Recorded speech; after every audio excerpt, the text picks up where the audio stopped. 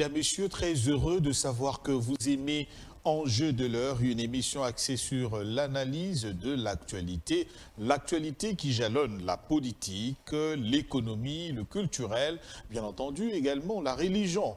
Et aujourd'hui, spécialement, Enjeu de l'heure taxe autour de la situation, de l'actualité dans la religion. Qu'en est-il de ce que nous avons appelé le sacerdoce? C'est quoi le sacerdoce? Et lorsqu'il est exercé dans les normes, quelles en sont les conséquences positives? Le contraire est aussi vrai lorsqu'il est exercé à contresens. Et quelles en sont également les conséquences négatives qui peuvent encourir dans l'Église? Le pasteur Patrice, en son temps, frère bien-aimé, le disait, il a même chanté « Je cherchais l'Église, je l'ai trouvée dans le monde. Le monde, je l'ai trouvé dans l'Église », dans son album intitulé « Confusion ». Qu'en est-il aujourd'hui de l'Église du Seigneur, particulièrement en République démocratique du Congo? Est-ce que les actes posés par les différents serviteurs de Dieu sont retombants ou assis dans les Écritures? Que disent les Saintes Écritures par rapport à toutes ces pratiques que nous retrouvons aujourd'hui? La nécromancie, le pétage, l'autorisation même aux fidèles d'avoir des relations contre nature. Qu'est-ce que la Bible dit à propos? On retrouve même de ceux pasteurs, entre guillemets, qui peuvent raser les poils pubiens de femmes, qui peuvent laver les hommes et les femmes nus dans un bassin. Pourquoi toutes ces pratiques? Et où est partie l'œuvre salvatrice du Christ à la croix? Pour répondre à tout ce questionnement et parler, bien entendu, du sacerdoce, Enjeu de l'heure d'aujourd'hui reçoit pour vous un homme de Dieu. Il est également journaliste et c'est le pionnier de ceux qui ont commencé à interpréter le film nigérian ici en République démocratique du Congo. Je citais l'évangéliste Roger Baka. Il est également promoteur d'une télévision, évangéliste Roger Baka. Je crois que c'est RBK. Alors, c'est avec lui que nous allons justement faire le point autour du sujet sur le sacerdoce. Dérapage au sein du sacerdoce. Pasteur, merci bonjour. beaucoup. Bonjour à Roland Isso. Comment allez-vous? Comme j'ai l'habitude de le dire, de la chevelure de la tête jusqu'à la plante de pied en passant par mes reins, tout va bien. Et j'ai l'assurance que cela va de même chez toi, de ton côté. Tout va bien, seulement le... Lorsque le Christ est Seigneur, il décide de tout, il est maître. Hosanna. Maître des âmes, maître de tout. Voilà. Non, je veux bien. Je veux bien et je salue tous ceux qui nous suivent en direct par rapport à cette très belle introduction. Je crois que nous demandons à ceux qui nous suivent à la maison de trouver de l'édification dans ce qui sera dit sur ce plateau. Et donc, merci. Voilà, l'émission d'aujourd'hui est bilingue. Pour également vous permettre de comprendre beaucoup de choses qui se passent dans l'Église. Évangéliste, Tozo Lobela sur le sacerdoce. Ok. Dérapage na sacerdoce. Sacerdoce eza nini? Parce que tout le monde peut le lobatu na batu, bakomi ko lobela sacerdoce na ndenge na bango. Batuming bakomi droit de sacerdoce, le sacerdoce ceci, le sacerdoce cela. En fait, ambiguïté wana, mélange wana, et ça copie ça ba confusion mingi. Sacerdoce eza nini? Pelelo oyo toza na kati ya sacerdoce nini oyo esengeli batu ba yeba yango. D'accord, merci beaucoup. D'entrée de jeu, je veux que les gens sachent que Dieu, lorsque il voulait commencer son œuvre sur la terre, il devait choisir un témoin. C'est pourquoi vous voyez dans Zacharie 4:2, on parle du chandelier. Chaque fois que Ozo Kalisolo a chandelier, ça veut tout simplement dire, c'est le témoignage de Dieu vis-à-vis du monde. Donc, quand Dieu veut opérer, il doit avoir un témoin sur la terre. C'est ça le chandelier de l'Éternel. Maintenant, le chandelier du temps de Zacharie, par exemple, parce que je dis Zacharie 4.2, c'était Israël. Donc Israël est le témoin de l'action de Dieu sur la terre. D'ailleurs, c'est la raison pour laquelle, quand on parle, on a tendance à évoquer l'histoire d'Israël. C'est parce que Israël est le témoin par lequel Dieu a agi. Maintenant, dans Israël, il y avait des institutions. L'institution royale, c'est celui qui reçoit l'ordre de conquérir des nations que Dieu a promis aux enfants d'Israël. Autrement dit, c'est la personne qui exerce la direction de la nation en termes politiques comme aujourd'hui. À part le sacerdoce royal, nous avons, à part l'institution royale, nous avons l'institution prophétique. L'institution prophétique, c'est quoi? C'est la personne qui entre en contact avec Dieu par l'esprit pour recevoir des instructions de la part de l'Éternel, les communiquer au peuple, bien sûr, à cause de la direction. Le Nabi. Il oriente l'action du roi. Le roi peut avoir des actions qu'il veut engager, mais c'est le prophète qui les canalise vers la volonté de Dieu. Et lorsque le peuple oublie les prescrits de Dieu, le prophète revient pour encore rappeler Bango, Makambo. Maintenant, il y avait aussi l'institution sacerdotale. C'est quoi? C'est qu'il y avait une chose qui mettait les gens en séparation avec Dieu, c'est le péché. Et donc, on devait choisir une famille pour encadrer le sacerdoce, c'est la famille de Lévi. Là, on dit sacerdoce lévitique. C'est de là que vient le mot sacerdoce lévitique. En fait, leur objectif, c'était quoi? Ils étaient consacrés à Dieu parce que quand il s'agissait de demander pardon pour le péché du sacrificateur et le péché du peuple, c'était obligatoire qu'on trouve quelqu'un dans les sacerdoces lévitiques pour le pardon du péché. C'est-à-dire que l'objectif principal, c'est qu'en offrant les sacrifices, l'Éternel oublie et pardonne le péché du peuple. Très bien. Mais dans la conception néo-testamentaire, hein, aujourd'hui, moi je rappelle hein, que si aujourd'hui nous parlons du sacerdoce, c'est parce que ce sont des personnes qui gèrent le destin d'une nation. Le destin d'une nation n'est pas géré par le président de la République. Le destin d'une nation n'est pas géré par le Sénat. Le destin d'une nation n'est pas géré par les parlements, moins encore le cours et tribunaux et l'exécutif. Dans les institutions traditionnelles. Toutes ces institutions ne gèrent pas les politiques. Ne gèrent pas les destins. C'est la sacrificature qui gère l'avenir d'une nation. Parce que la prêtrise détermine l'héritage d'une nation. Il faut maintenant qu'on comprenne qui est un sacrificateur. Et on dit sacerdoce, c'est pourquoi? Pour la simple raison que nous entendons par un sacerdotal, c'est une personne qui est mise à part. D'abord mise à part. Quant à la conduite générale des gens, il ne se retrouve pas là, il est au-delà de la mêlée.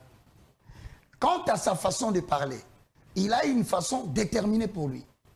Quant à sa façon de se caractériser parmi les hommes, il est mis à part. Pourquoi? Parce qu'il y a une éthique, il y a une déontologie qui s'impose à lui qu'il doit... Un habillement correct par rapport à tout ce que Dieu façon de s'habiller, pu lui donner. Façon d'être dans la société. Très bien. Il est régi par un certain nombre, il y a une norme qu'il ne doit pas déroger. Ça s'appelle hein, être mis à part. C'est ça la consécration. Deuxièmement, on appelle encore un sacrificateur. C'est une personne qui a la capacité d'entrer en relation avec les mondes invisibles. Spirituel. Spirituel, avec précision. Pourquoi?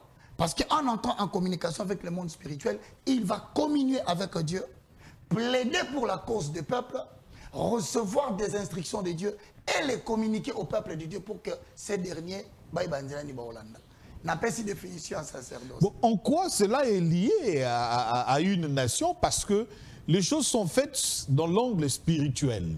Il y a les institutions traditionnelles qui sont là. Il y a même aujourd'hui les pays qui sont laïques, par exemple. Donc, qui reconnaissent pratiquement toutes les religions. Il y a aussi des pays qui sont basés sur le Coran, les pays islamiques. Il y a aussi, enfin, au monde, je crois qu'il y a un seul pays chrétien aujourd'hui. C'est le Vatican. Exactement. Alors, mais non, comment cela peut être lié au destin d'une nation? Le destin... Lorsqu'il s'agit, par exemple, d'un pays comme le nôtre, qui est laïque. Je te le confirme. Le destin d'une nation c'est la loi supérieure. Je répète, le destin d'une nation, c'est une loi supérieure qui semble mener le cours des événements vers une certaine finalité préalablement établie par Dieu. C'est-à-dire que vous parlez de l'Amérique, que vous parlez de l'Europe, que vous parlez de l'Afrique ou d'une nation ou même d'un individu, son destin, c'est le but vers lequel tend sa vie. Autrement dit, c'est la finalité de la vie déroulant. Alors, vous parlez du sacerdoce. Bien entendu, nous l'acceptons. Mais le temps de sacerdoce est encore d'actualité parce que là, il y avait le sacerdoce d'Aaron. Aujourd'hui, on parle du sacerdoce de Melchisédek. Mais d'un autre côté, cette confusion a été mise du fait que ceux qui sont appelés pasteurs, évangélistes, prophètes, apôtres, docteurs, disent également qu'ils sont, ils ont le sacerdoce. Ça veut dire tout simplement ceci. Dans les trois institutions, roi, prophète, sacrificateur, vous ne pouviez pas à la fois oser la roi, ou exercer prophétisme, ou exercer sacerdoce. Mais lorsque tu donc, en d'autres termes, les trois ministères qui agissaient dans le temps dans l'Ancien Testament. Parlons en ce terme-là. Voilà. Mais non, nous sommes dans le temps néo-testamentaire. Dans le temps néo-testamentaire, justement, je parle. Tout à fait. Je parle d'un homme qui a exercé les trois fonctions. Mais qui n'est pas de la tribu de Lévi. Il est de la tribu de Juda. Très bien. Genèse 49, il s'agit de Jésus-Christ de Nazareth. C'est lui qui est à la fois roi, à la fois prophète, à la fois sacrificateur, pour toujours. Quand on dit selon l'ordre de Melchisédek, mais selon les modèles calqués d'Aaron, c'est clair. Ça veut dire quoi? Quand on le compare à Melchisédek, c'est tout simplement parce que Melchisédek, c'est le roi de Salem. C'est ce roi qui n'a ni père ni mère. Voilà pourquoi on renvoie Jésus à Melchisédek, parce que Melchisédek, en tant que roi, Jésus exerce cette royauté en tant que roi de paix. Mais calqué selon le modèle d'Aaron, ça veut dire tout simplement, comme Aaron était sacrificateur, ses enfants participent à la sacrificature. C'est pourquoi ils étaient consacrés dans Exode 28. Maintenant, si on compare, on va dire tout simplement, Aaron est le prototype du Christ. Moi et toi, en tant que chrétiens de l'Église, nous sommes aussi dans la sacrificature. Ce qui fait qu'aujourd'hui, Christ a fait dans Éphésiens 4, 11, 12, aux uns comme apôtres, aux autres comme prophètes, évangélistes, docteurs, pasteurs, pour le perfectionnement de ça. Maintenant, d'où vient le problème? Le problème vient dans les points où, lorsque les gens qui sont commis au sacerdoce ne respectent pas la mission leur confiée par l'Éternel, dérapage. Il y a dérapage. Ce dérapage a pour conséquence le dérapage politico-économique de la nation. C'est comme pour dire, en d'autres termes, je vais prendre un cas réel. Lorsque vous allez dans 1 Samuel chapitre 2, vers le verset 12, vous allez remarquer qu'il y avait un sacrificateur qui s'appelait Élie. Il gérait les sacerdoces. Mais il avait deux fils, Ophni et Phinehas, qui étaient aussi dans les sacerdoces. Mais voilà ce que dit la Bible vers le verset 12 de 1 Samuel 2. Le fils de Élie était pervers. La perversité est entrée dans leur comportement. Et le fait que la perversité est entrée dans leur comportement, vers le verset 22 au verset 26, Dieu commence à signaler que je veux faire une chose qui étourdira les oreilles de quiconque l'entendra. Pourquoi il le dit? Parce que Israël doit partir de conquête en conquête pour leur rejoindre Mabélé. Bagobunda bitumba contre Banguna nae. Kolonga ba guerre. OK. Le col a bakota qui n'a dérapage. Aussitôt, la guerre est arrivée dans la nation, les ennemis ont attaqué Israël. Cette guerre est provoquée par qui? Par Dieu qui gère le destin et l'avenir. Parce que Bobungi, quand cette guerre vient, ils vont en guerre. Malheur. D'abord, ils sont battus. 40 000 hommes sont morts. Ils ne sont pas morts. OK. Parce que, 40 000 hommes, parce que c'est un armement lourd. Parce que Dieu avait prévenu le sacrificateur de respecter sa mission, il n'a pas respecté. Voilà que les conséquences, c'est la nation qui subit la défaite.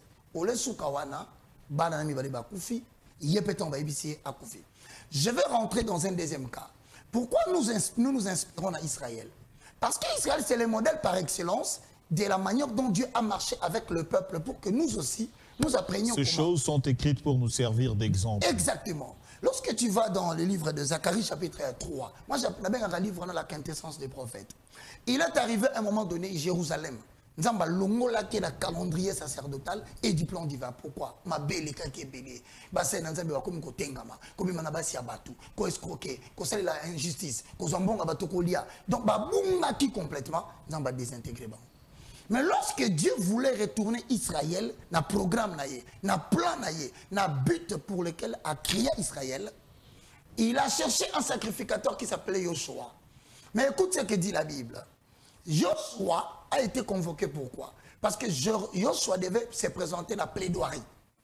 Fala samba pour Namboka. Comme pour dire, dans le pays africain, dans le pays du monde, avant que la restauration politico-économique ne vienne, il y a un jugement invisible et spirituel qui s'exerce. Et ces jugements sont appelés à se présenter. Pour la samba pour Namboka, va sacrificateur. Ce n'est pas le président de la République.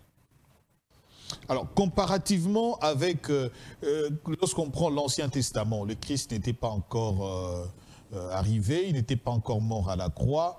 Aujourd'hui, après la mort du Christ à la croix, peut-on toujours parler de ce plaidoirie-là, de ceux qui viennent, Dieu vient, il parle, le sacrificateur il vient se présenter? Dans le fonctionnement du sacerdoce, aujourd'hui nous sommes un royaume des sacrificateurs de par la mort et la résurrection de Christ, qui établit qui il veut selon son vouloir. Donc nous ne sommes pas dans le mécanisme triangulaire où Dieu parlait à un prophète, le prophète va parler au peuple reviendra chez le prophète et le prophète reviendra à Dieu. Non, lorsque tu vas dans le livre de Jean chapitre 16, Jean 17, je veux qu'il soit un avec toi. Donc, il n'y a plus d'intermédiaire. Voilà pourquoi la Bible dit il n'y a aucun intermédiaire entre les hommes et Dieu, à savoir Jésus-Christ de Nazareth. Certains vont se poser la question. Non, nous avons des religions dans la Bible. Il faut savoir expliquer ça aux gens. Allez-y, allez-y. Nous avons parce qu'il y a des questions par rapport à notre Congo. C'est très important. Parce que les gens sont manipulés aujourd'hui par ce que tu poses comme question. Lorsque tu vas dans Hébreux chapitre 1, le verset 1 à 2, la Bible dit ceci, je paraphrase. Après avoir autrefois, de plusieurs reprises et de plusieurs manières, parlé par des prophètes, Dieu nous parle maintenant par son Fils. Qu'il a établi héritier de toutes choses. Qu'il a établi héritier de toutes choses. Ça veut dire autrement, à partir de Genèse jusqu'à Malachie, cette religion s'appelle la religion de l'autre foi. C'est une religion préparatoire et c'est une religion qui n'est pas définitive. Donc tout est calqué au modèle du Christ, parce que le Christ dit, si on se retrouve faisant en dehors de ce que le Christ a donné comme instruction, on est en dehors. On est en dehors. Ok. Pasteur Roger Baka. Mon frère Roland. C'est pas aujourd'hui que vous avez commencé, vous avez été appelé par Dieu. D'autres diront, on le voit aujourd'hui en train de prêcher, il est devenu. Par exemple. Oui. Aujourd'hui, pratiquement, ça fait une trentaine d'années que vous enseignez les Écritures. Exactement. Ce qui se passe en République démocratique du Congo. Nous le voyons sous d'autres cieux lorsque les politiques n'ont plus de solution. Il y a des conflits, il y a des dialogues, ils prennent tout et le ramènent au père. Dans le pays islamique, on a vu en Iran, le conflit de deux candidats présidentiels, ils ont été obligés d'aller vers le guide spirituel qui a décidé, lorsque le guide a décidé qui devait passer, même si c'était à l'avantage de l'un ou de l'autre, il n'y a plus de débat. Mais au Congo, on l'a vu seulement du côté de la Senko. C'est que ça représente. Mais qu'est-ce que aujourd'hui l'église de Réveil représente avec tout ce dérapage que nous voyons? Je suis désolé, l'église de Réveil ne représente rien. Comment ça? L'église de Réveil n'a pas de voix dans le monde politique. Comment ça? Mais c'est simple, tu n'as qu'à poser la question lorsqu'il y a eu élection, les seules personnes qu'on a consultées, c'est l'église catholique. Tu n'as pas parlé de l'église de Reveil. L'église de Reveil ne pèse pas dans ce pays. Je suis désolé de te le dire, il faut une nouvelle génération pour faire ce travail. Vous savez, pourquoi l'église de Reveil ne pèse pas? Parce que simplement, c'est dans l'église de Reveil qu'on prétend qu'il y a la vérité. Et que dans toutes les autres religions, c'est de la fausseté. Mais si dans l'église de Reveil, il y a la vérité, pourquoi alors l'on trouve-t-il des habits sales parmi vous qui prétendez dire la vérité? Qui portent des habits sales? Des sacrificateurs des églises de Reveil. Qui sont ces sacrificateurs? Mais des pasteurs, des apôtres, des évangélistes. Allons dans les exemples. Et nous allons être évangélistes. Je vais te dire quelque chose. Hein. Pour qu'on soit très pratique. Regarde. Lorsque dans Zacharie, je vais donner ça pendant une minute, dans Zacharie chapitre 3, l'ange de l'Éternel était venu juger Josué. Mais écoute la mention dont on dit ici. Satan s'est tenu à sa droite pour l'accuser. L'accuser de quoi? Parce que la victoire de Josué, c'est la victoire de Jérusalem. Le chèque de Josué, c'est le chèque de Jérusalem. Tous les Zorobabel, les personnalités politiques sont venus après. Dieu a jugé d'abord les personnalités ecclésiastiques. Or, la Bible dit, Josué était habillé d'habits sales. L'ange de l'Éternel dit, enlevez-lui les habits sales qu'il a. Et ensuite, il lui dit, vois, je viens de t'enlever ton habit sale pour que je t'accepte dans ma présence. Mais la sacrificature congolaise est habillée en habit sale. Sale. Sale qui fait que... Même trop sale. Trop sale au point que, lorsque les politiques sont limités, eh bien, ils n'ont plus de personnes à qui s'adresser pour que cela... On a comme l'impression que tout le monde est mélangé là-bas. Les pasteurs qui entrent dans la politique, disons-nous clairement, on a comme l'impression qu'ils sont pires que même les païens, ceux-là qu'on prétend être païens, qui sont dans la politique. Mon frère. Pourquoi? Tu sais, tu dis une chose vraie, et je vais t'appuyer par une référence biblique. Lorsque tu vas dans le livre d'Ésaïe chapitre 2, complété par, je pense, Michée 4 ou Michée 5, il y a une prophétie qui concerne l'Église. Parce qu'aujourd'hui, si dans l'ancien temps, les témoins de Dieu s'appelaient Israël, mon frère Roland, dans notre temps, les témoins de Dieu s'appellent l'Église. Ok. C'est toi et moi que nous représentons Dieu sur la terre. Et maintenant, en tant que témoins, n'oublie jamais que nous sommes les modèles, nous sommes les sels de la terre. Et la Bible pose la question. Si le sol perdait sa saveur, avec quoi le lui rendront-ils? Nalingala. Ce qui mungu esili guna yango ya kimungwa. Elengi. Elengi na yango ya kimungwa. Biso toninga biso bangala toninga koloba lingala ndenge esengeli. Ce qui mungu esili elengi. Ekomi molelo. Ekomi molelo comme voilà. Tu l'as dit. Bon ozong sango na nini? Parce que mungu ande pesa ka guna bilei. Mais mungu a perdre goût. Bassin nanzambe perdre goût ba benga mo bassin nanzambe. Batu nanzambe ba perdre goût. Mutamono ta abengo passer et goût ani se souté. So boko pesa goût na mboka de. Bon donc nandenge yo zolo bawa. Oyingo lo ba que o nyonso to mona na l'église. Exact. Et vandemi na ngote na liloba na nzambe. Ezali loba na nzambe. Ezaba dérapage. Ezali mungu e baby. Alors tant mungu e baby ba koka kozongisa mungu wana mungu ate. Il faut mukolo na yango. Asala mungu mususu. Tikaboye. Elingelo baboye. Génération moko fait disparaître. Pour mususu. Pour réveil et ya na mungu a bien. Mais na histoire ya Bible, hein, chaque fois ba mona ki ba sa na ba baby. Ba tomba mi na perversité. Ba tomba mi ne kobo. 1 Samuel 3, Bible lobby, Samuel était encore dans la maison de l'Éternel et il grandissait. Ça veut dire, il faut que Batman nous comprendre que le dérapage et le bazomona, ce n'est pas que Babi sort Tobi qui est tout ça madame collègue Batu. Té. Ezali ba prérequis, il y a enlèvement, il y a génération de Bimba. Ok. Tokei, pour les émissions à vérité, c'est enjeu de l'heure. Ok. Totanga moko na moko. Ok. Tokei na l'homme de la 2e rue. Ok. Parlons du pasteur Marcelo, qui aujourd'hui, selon tout ce que nous entendons, encourage une certaine félonie, encourage, en fait, c'est quand même un peu lourd de le prononcer. Pasteur Azaliko autorisé, ce qu'on appelle en français de relations sexuelles contre nature. Homme avec homme, femme avec femme. Tokei Sikoyo. Tolobe la pasteur Marcelo Tunasi. Premièrement, parlons de lui. Mon frère, les Écritures témoignent de l'évangile vrai. L'évangile vrai ne sort pas de la bouche des Baka. Moins encore de la bouche de Roland. Mais l'évangile vrai sort des Écritures. Et lorsque tu as eu l'écriture pour la place à Fandi, peut-être que tu compte tenu la carrière de l'émission, présentateur n'a invité, c'est d'abord triste. Pourquoi? Parce que lorsque... Il est quand même de notre génération aussi. Bon, moi je pense que la génération, ce n'est pas par rapport à l'âge. À l'esprit. C'est par rapport à l'esprit des Écritures. Les gens qui parlent de l'esprit des Écritures sont de notre génération, même s'ils ont déjà 60 ans. Roger, allez-y alors, allez-y. Où est-ce qu'il est assis?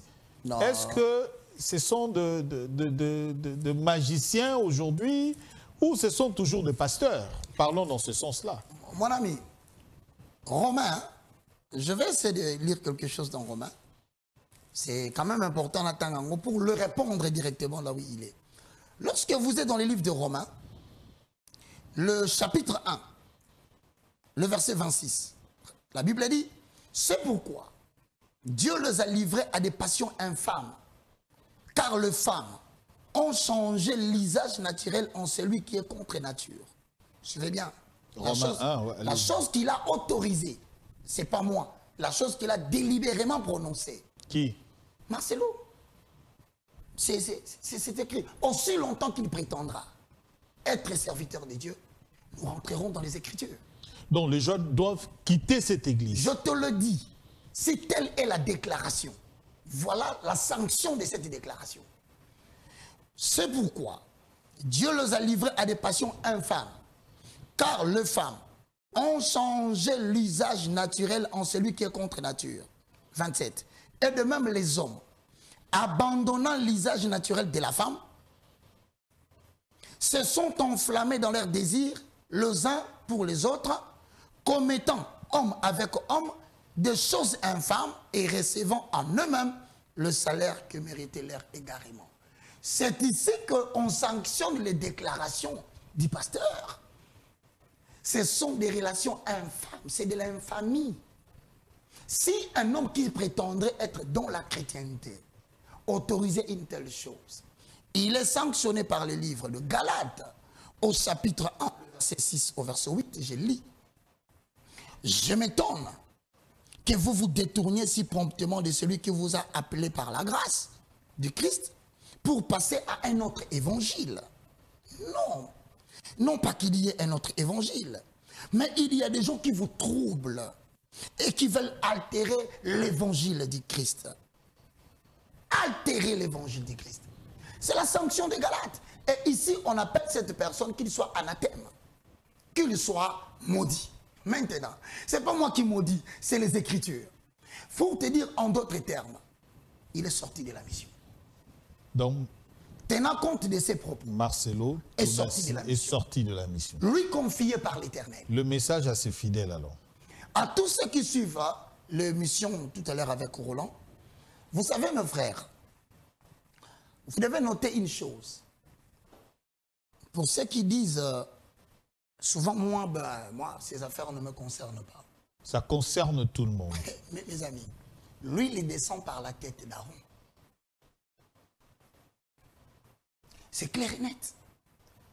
Si l'huile descend par la tête, les épaules sont souillées ou mouillées par l'huile, après que la tête soit mouillée.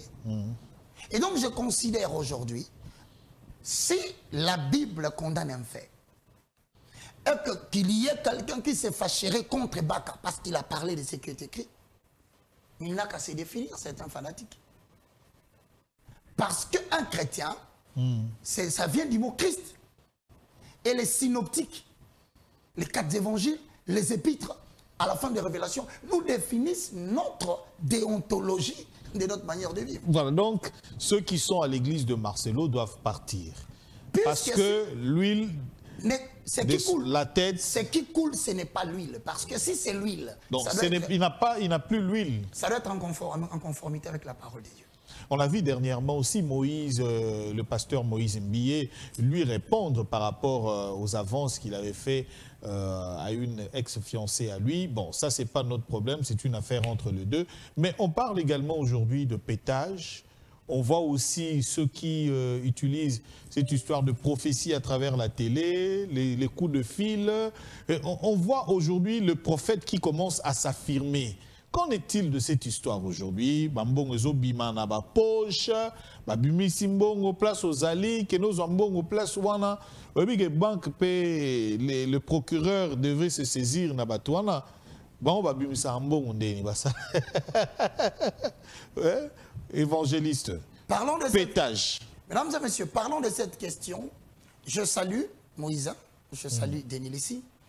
J'aimerais toujours recourir aux Écritures qui est notre référence. Le messager doit toujours se référer au message. Il ne faut pas s'écarter du message. Et le message est là. Certains d'entre les gens que tu cites ont fait de moi leur ennemi. Je connais des hommes d'église qui aujourd'hui complotent avec des hommes politiques pour penser comment mettre Baka hors d'état de nuire en prison. Je le dis parce que c'est la donne de l'actualité. Je suis au courant qu'il y a des hommes d'église, il y a des hommes politiques qui estiment que le message de Baka dérange. Mais que dit la Bible dans Galates chapitre 4, le verset 16? Suis-je devenu votre ennemi en vous disant la vérité? Je répète, Galates 4, 16. Suis-je devenu votre ennemi en vous disant la vérité? Mais voici la vérité par rapport à ces deux questions que tu viens de poser. Quant à ces deux messieurs que tu viens de citer, que je respecte et que je salue, que les Écritures le répriment. Mais pas moi, qui suis-je moi pour le réprimer? La Bible dit dans le livre de 1 Corinthiens chapitre 5, le verset, ceux qui veulent bien, vous lisez 9 à 10, mais moi je prends 11. Voilà bien. La Bible dit maintenant, ce que je vous ai écrit, c'est de ne pas avoir de relations avec quelqu'un qui se nomme frère. J'espère que Denis ici est un frère. J'espère. Moïse est un frère. Tu espères? J'espère. Ok. Alors, il faut espérer. Il faut espérer et surtout l'espérer encore. Il ne faut pas affirmer, mais il faut espérer. J'espère parce qu'ils ont dit. Il est difficile pour moi de remettre en cause la déclaration de la chrétienté de quelqu'un. Mais moi, je juge le fait, le fruit, à la lumière de la parole de Dieu. Voilà ce que dit la Bible. Roland, c'est très important. Parce que demain matin, je te verrai avec Dingwe. Je ne te dirai rien. Je te verrai avec M. Werrason. Je ne te condamnerai pas. Je te verrai avec Ferré. Bonne sortie à lui. Je te verrai avec Fali. Je ne te condamnerai pas. Mais pourquoi je ne te condamnerai pas? Afin que cela ne soit pas un scandale pour les autres, nous devons poser les fondements. Pourquoi être avec les profanes? Les uns diront, quel lien y a-t-il entre ce qui est ténèbres et lumière? Attention, la lumière a une signification biblique, le ténèbre a une signification biblique, cela n'incarne pas les individus. Les ténèbres symbolisent dans le langage hébreu l'ignorance totale de Dieu. Et la lumière symbolise la connaissance de la parole de Dieu. Alors, parlons pas des individus, dans ce qui concerne ténèbres et lumière, parlons des sacrificateurs qui deviennent dangereux, pour lesquels Dieu dit à Roland, ne t'approche pas d'eux. Il dit à Baka, que je ne te voie pas avec eux. Lisons les Écritures, mesdames et messieurs, parce que nous ne sommes pas des fanatiques. J'ai vu quelqu'un à la station d'essence qui me dit, je suis fanatique des tels. Je dis non, ces concepts n'existent pas dans notre monde. Voilà ce que dit 1 Corinthiens chapitre 5, le verset 11. Maintenant, ce que je vous ai écrit, c'est de ne pas avoir des relations avec quelqu'un se nommant frère et débauché, virgule, ou ivrogne, virgule, ravisseur. De ne même pas manger avec un tel homme, les Écritures du Nouveau Testament. Donc, dès lors que tu constates que celui que tu appelles pasteur, de surcroît apôtre, évangéliste, triplement bic, c'est donc quand tu commences à remarquer qu'à chaque fois que tu le rencontres, il est ivrogne. La Bible te donne le mandat. Ne dis pas que la Bible dit ne juge point.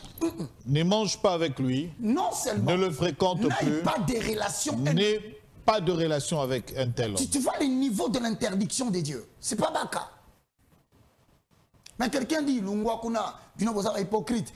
Non, on ne parle pas des actions cachées. Mais alors, le pasteur est clair. Mais c'est... Pétage, boyemba, même une église. Voilà. Boyemba, yango boyo kangon église, et betama na ba fête, et betama partout. C'est ce qui se passe aujourd'hui. Maintenant, quelqu'un peut prétendre et dire, hein, je ne parle pas de lui directement, comme les autres aussi peuvent prétendre et dire, que ngana moni kamabe na salité. Attention, l'ikamamabe au sali, c'est la consécration. Tu n'as pas péché envers les gens. Tu as péché contre ta consécration. Et quelle est ta consécration? C'est lorsque Paul dit, soyez mes imitateurs. Il ne s'arrête pas là. Comme je le suis de Christ. Maintenant, il faut poser la question. C'est que tu es en train de poser comme acte aujourd'hui. Si ça doit être l'effet de l'imitation du comportement de Christ. Yes, studio,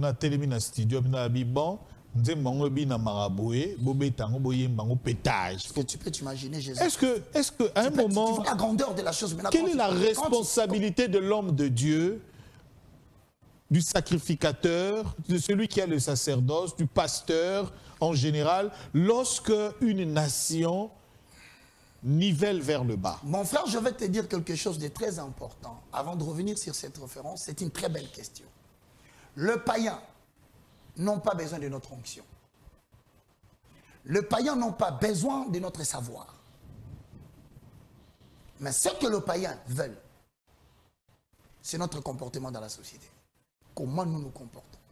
Sommes-nous des gens qui mettent en pratique ce qu'ils disent, ou sommes-nous des bons diseurs, mais des mauvais faiseurs?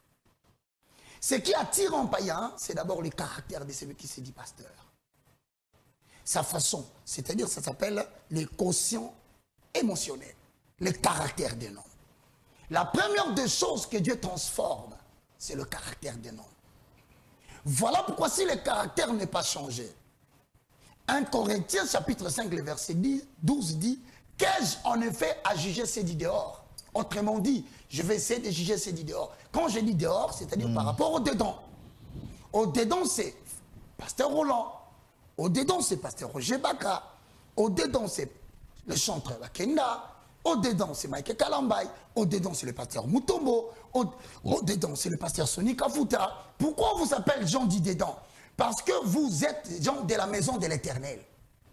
Maintenant, lorsqu'on constate des irrégularités sur le plan caractériel, de dérapage, vous tombez dans 1 Corinthiens 5,12. Ce n'est pas Baka qui vous dit ça, c'est les Écritures.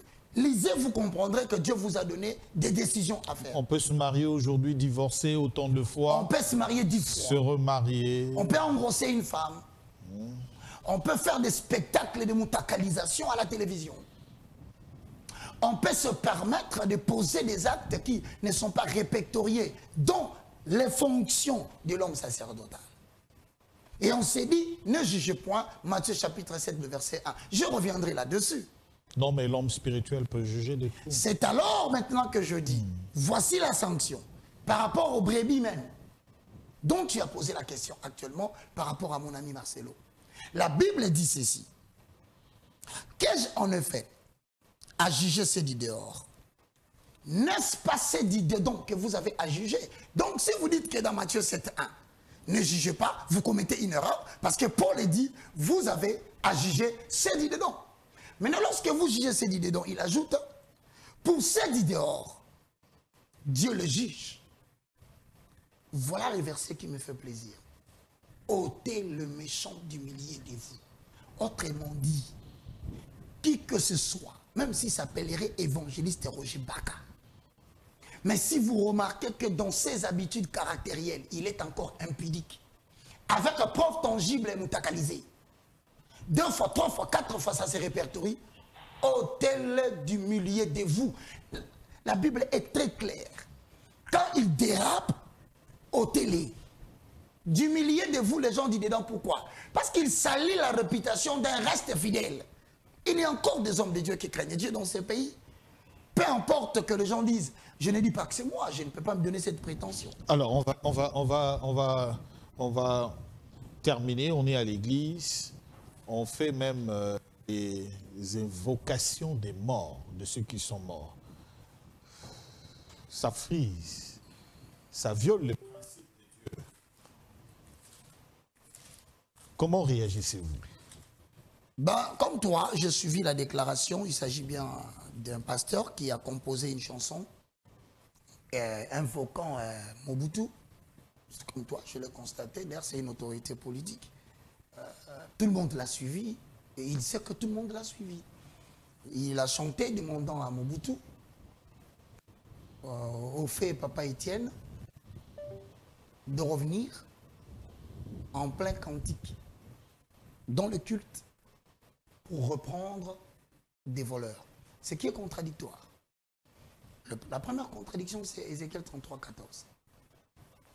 Lorsque vous lisez dans le livre d'Ézéchiel, qui est un livre prophétique, vous allez voir que ce qu'il demande à Dieu là, et c'est justement ce que Dieu ne veut pas. La Bible dit dans le livre d'Ézéchiel, l'Éternel éclaire et dit l'air. Ce que Dieu veut, c'est que le pécheur ne meure pas. C'est qu'il se convertisse et qu'il vive. Mais si lui, en tant que sacrificateur, demande aux portes des séjours des morts, de renvoyer non pas les hommes corps, moins encore les hommes âmes, mais que les hommes esprits décédés, parce que l'esprit ne meurt pas, reviennent et qu'ils sortent de ces jours de mort pour venir tuer le pécheur pour lequel Christ est mort à la croix. Il faut qu'il se pose la question. Au Sambisa. Non, parce qu'un esprit de mort ne vient pas au Sambisa. Il ne faut jamais confondre les choses. Un esprit de mort, quand il sort de ces jours de mort, c'est pour venir prendre quelqu'un qui est vivant et le ramener là-bas. Et c'est dans cette intention que cette incantation a été faite. Incantation. Exactement. Donc, quand vous dites incantation, c'est comme une prière. C'est une prière, mais qui n'a rien à voir avec les sacerdoces chrétiens. Ok. C'est-à-dire, c'est faire appel à des esprits, comme le dit le livre de 2 Timothée, chapitre 4, le verset 1 à 2. La Bible dit, je t'en conjure devant les hommes, devant celui qui doit juger les vivants et les morts, au nom de son avènement et de son royaume. Prêche l'évangile.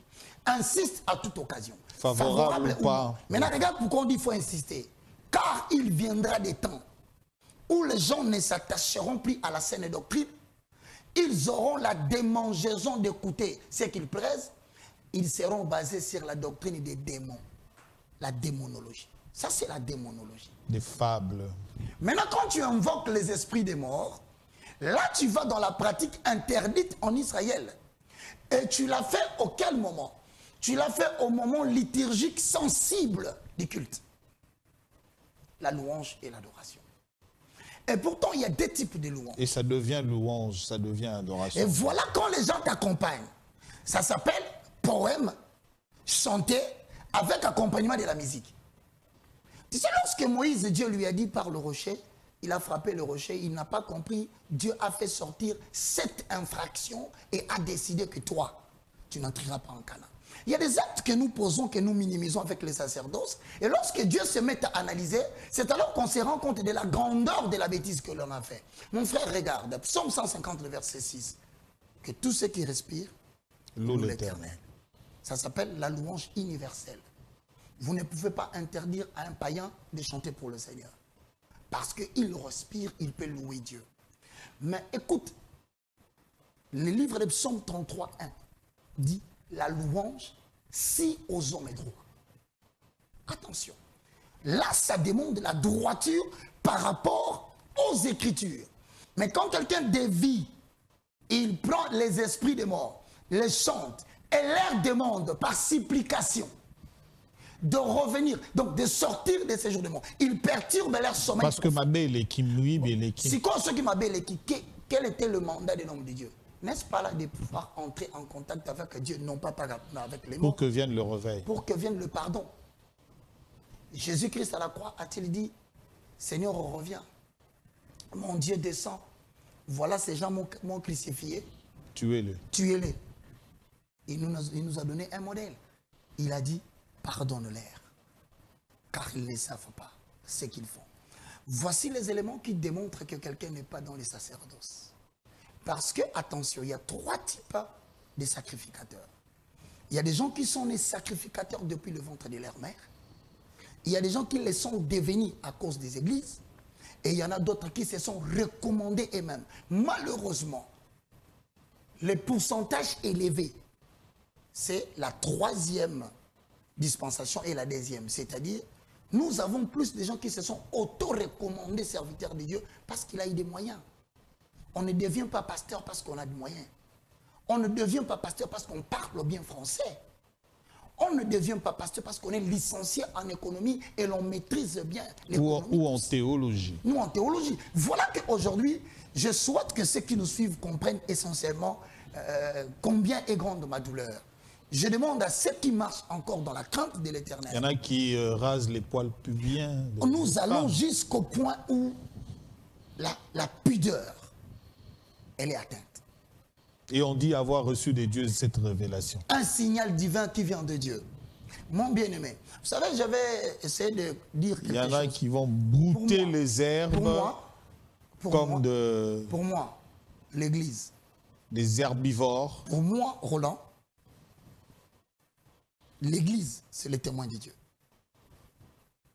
Observez bien. C'est une observation que je demande à tout le monde de faire. Nous étions avec Maréchal Mobutu. À longueur de journée, quelles étaient les déclarations des hommes? Yépe Alekisi. Nzambazoye Kaka Kende. Dieu l'a pris. Parce que Dieu écoute le peuple. Nous est venu. Nous avons passé 3 ans. Il a fermé les frontières. Il a boosté l'économie interne. Les gens n'ont pas supporté cette crise. Ils ont commencé à dire Mobutu Azaki bien. Yépe vraiment Nzalo biso tokokate. Tokolia nini. Dieu a écouté le peuple. On a assassiné Mouzé. Je suis content, moi, que Kabila fils est arrivé. Les gens ont répété la même phrase. Et je te le dis, sous peu, on a failli avoir un 3e président assassiné. Ni t'étais le réflexe, en dernière minute, de tourner les enjeux aux copropriétaires de la RDC. Parce que nous avons des copropriétaires, il faut le savoir. La Belgique, la France, l'Angleterre, le Portugal, l'Allemagne. Ce sont des copropriétaires de la RDC. Nous en parlerons et je te montrerai avec preuve. Il les a échappés belles. Mais nous avons aujourd'hui le président Félix Tshisekedi. À longueur de journée, nous entendons des gens qui disent ah non, il y a pas crise l'équipe. Oh non, moi, quand vous entendez la malamouté. Alumanae kaka akende. Mes frères. Et si Félix Tshisekedi partait, êtes-vous sûr que celui qui viendra après Félix Tshisekedi, nous n'aurons pas les mêmes propos? Voilà pourquoi je termine par cette conclusion. Au lieu que le peuple s'en prenne aux politiciens, je les exhorte de s'en prendre aux hommes de Dieu. S'il vous plaît, chassez-les de vos maisons. Refusez de les écouter. Jetez-les s'il le faut dans les eaux pour que le poisson les avale. Dieu va s'impliquer dans votre combat. Je répète encore, lorsque l'on a constaté Roland, c'est ça la chute, implication vis-à-vis de la nation. C'est là où je termine. Le dérapage des hommes de Dieu a toujours des implications vis-à-vis de la nation, vis-à-vis des familles et vis-à-vis de certains individus qui ont perdu leur destin parce qu'ils se sont retrouvés entre les mains de ceux qui ont dérapé. Roland, vois-tu, Dieu dit à Jonas, va à Ninive. Je te confie une mission. Prêche la repentance. Voilà 2 choses spéciales. L'espace et le message. Puisqu'on chute, Jonas, de son propre gré, choisit de changer l'espace. 2, pour ne pas prêcher le message. Le maître de l'univers, comprenez la leçon. Jonas représente des serviteurs de Dieu. Les bateaux représentent le pays ou le monde. La mer représente l'humanité tout entière. Maintenant, lorsque dans un pays, il y a des hommes qui ont eu la mission spécifique de prêcher une chose, ils ne le font pas, ils sont dans le dérapage. 2, et lorsqu'ils choisissent eux-mêmes, là où ils doivent implanter leurs églises, sans écouter ainsi dit l'Éternel, ils sont dans le dérapage. Voici la conséquence. L'Éternel va susciter une tempête. La tempête montant, le capitaine dit, je n'ai jamais vu une chose pareille. Ici, dans ces pays, vous pouvez prendre même le fils de la reine d'Angleterre qui vient, Charles. vous l'amenez ici. Vous ajoutez Biden. Vous pouvez ajouter Poutine. Ici, là, on fait une institution à 3 présidents. Papa, vous jetterez les choses dans la mer. Je termine en disant, le vent que le Congo est en train de connaître de perturbations économico-politiques a pour soubassement certains hommes de Dieu qui se sont lancés dans la politique et qui ont abandonné l'œuvre de l'Éternel. Retourner dans l'œuvre de Dieu, c'est ça le message. Si vous ne retournez pas, bref, 1 minute, vous jetterez le marchandise dans la mer. La tempête ne s'arrêtera pas. Vous prendrez même les choses utiles pour la nourriture pendant le voyage. Vous jetterez. Jusqu'à ce que le capitaine a dit, nous allons tirer au sort. Et lorsqu'on tire au sort, on découvre qu'il y a quelqu'un qui fait la mission. Et il a dit lui-même, voilà. Jetez-moi dans l'eau. Et donc je demande à tous les hommes de Dieu qui sont dans la nation, pour ceux qui craignent l'Éternel, persévérer et continuer. Mais je demande au peuple de Dieu, tant que vous allez toujours accuser les politiques, vous n'êtes pas mûrs et prêts pour le changement dans cette nation. Voilà, merci beaucoup évangéliste Roger Baka. Et chers téléspectateurs, vous avez suivi avec beaucoup d'intérêt ce numéro de Enjeu de l'heure autour de dérapage dans le sacerdoce, les conséquences qui sont liées. Et vous avez suivi les serviteurs de Dieu qui ont abandonné le sacerdoce pour la politique. Vous devez retourner. Très bien. Retourner dans l'œuvre à laquelle vous avez été appelé. Amen. Donc, abandonner la politique. Le message est clair. Donc, c'est le message de l'évangéliste Roger Baka. Merci à toute l'équipe technique qui était avec nous pour ce numéro de Enjeu de l'heure. Continuez à nous suivre. Nous sommes là, tous à la télévision, pour vous. Au revoir et à la prochaine. Au revoir.